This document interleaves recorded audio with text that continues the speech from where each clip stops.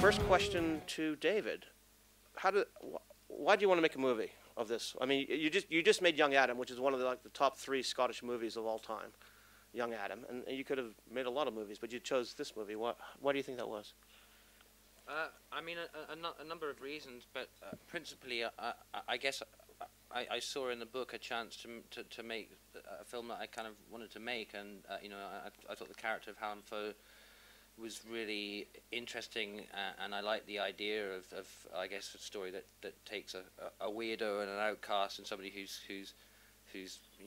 pretty screwed up, and rehabilitating him into the world around, his effect, his sort of romantic encounter with Kate, who happens to be the spitting image of his mum, which is sort of nice sort of. I thought it had the right balance of humanity and darkness and lightness and everything. So I found it appealing, and hopefully I managed to put some of that on the screen.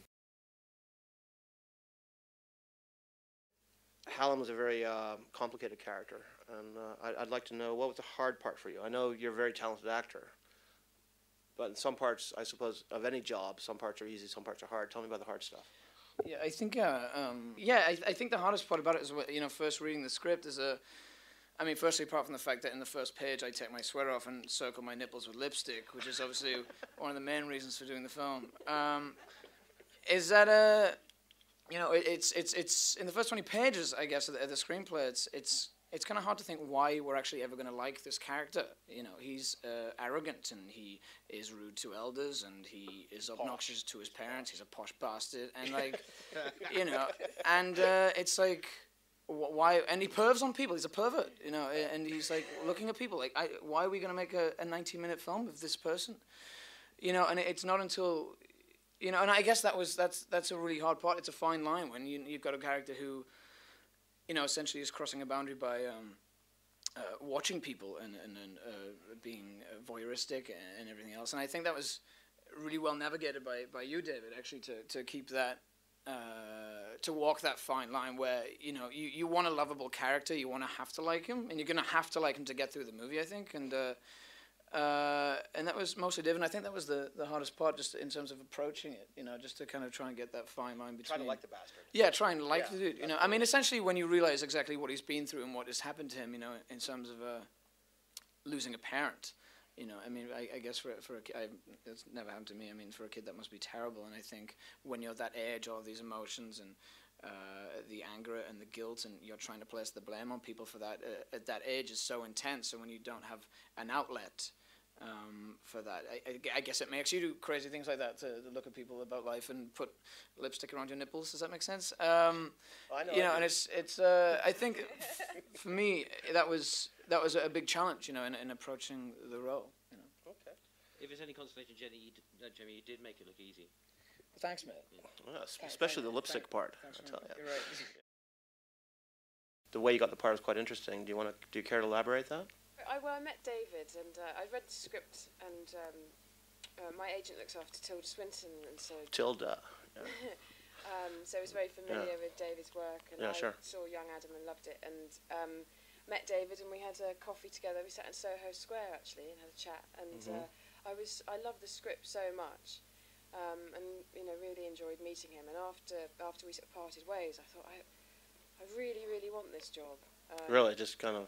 Yeah, and so I just wrote him a card, begging him to. and I have to say, it completely failed.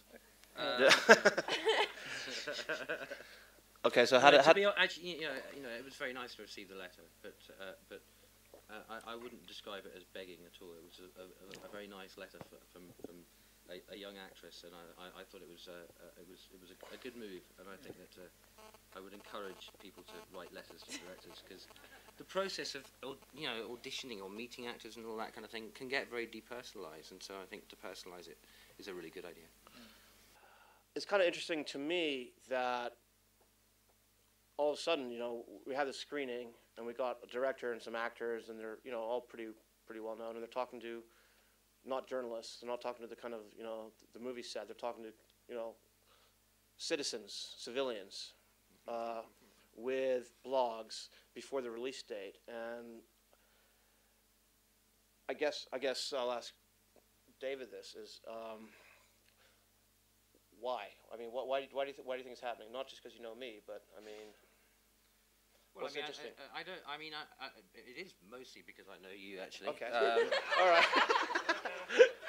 Hey, there you go. But also, Honesty is good, David. I think honesty is good. Yeah, it's a good thing.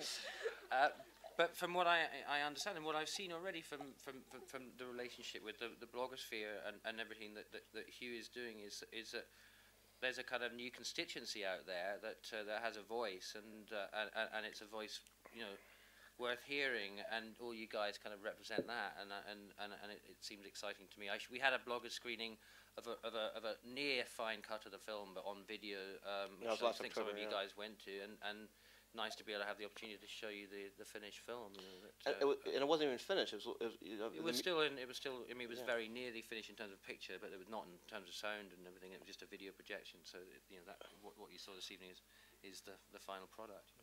The way the web's evolving, is it changing your game as professionals in the movie industry or the acting industry or the whatever industry? Do you notice anything? I do. I was quite disturbed. I was trying to join MySpace, and who we love MySpace. Yeah, we love MySpace. But there was well, I wasn't No, I'm kidding. But there was somebody had already joined it, pretending to be me. Ooh. And I had this whole group of friends.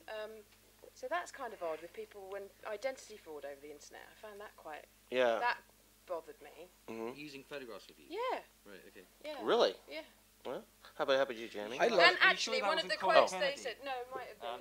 No, And it said it was a picture of me, not in this film, just a normal picture of me, and it was a status. It said, I can't remember, it said single or whatever, and then but underlined saying, I like creepy guys, and they lifted it from Hallam Foe. I don't want. But okay, but let me ask you this. I bet it was going, We all have our vacations, but I mean, at the same time, we all have to make a living. Do you think this whole internet stuff that's coming around, is it making your jobs easier or harder to get your particular agendas out there? I mean, I think stuff like IMDb is incredibly important for actors. I mean, it's basically your online resume. And that's Hollywood industry uses that endlessly. I also think in terms of previewing movies or putting trailers out, especially now with iPods, downloading it to iPods, downloading to other various handheld devices, is incredibly important. I think MySpace, literally you put the movie poster on, you put the date on it, and 90 million people know instantly when your film comes out. I mean, you cannot deny this. It's so important now. I mean, and I think all these huge summer movies now have their posters as the homepage of MySpace, and I think billboards, like it's totally irrelevant, I mean, how many people see that in a day, like on one particular street? You log on to MySpace and everybody is seeing the same thing, and I think it's incredibly useful, and I think people should start making films with that more in mind, Okay. blogging. Yeah, I was going to say I'm going to give up making feature films and I'm going to start making 2-minute films for the web. Hey guys, really great job, and thank you for coming here, and thanks for showing, to our constituency. I think we live in fascinating times, and it's really great for me to see my shtick and the film shtick kind of doing a mashup, because more mashups the better.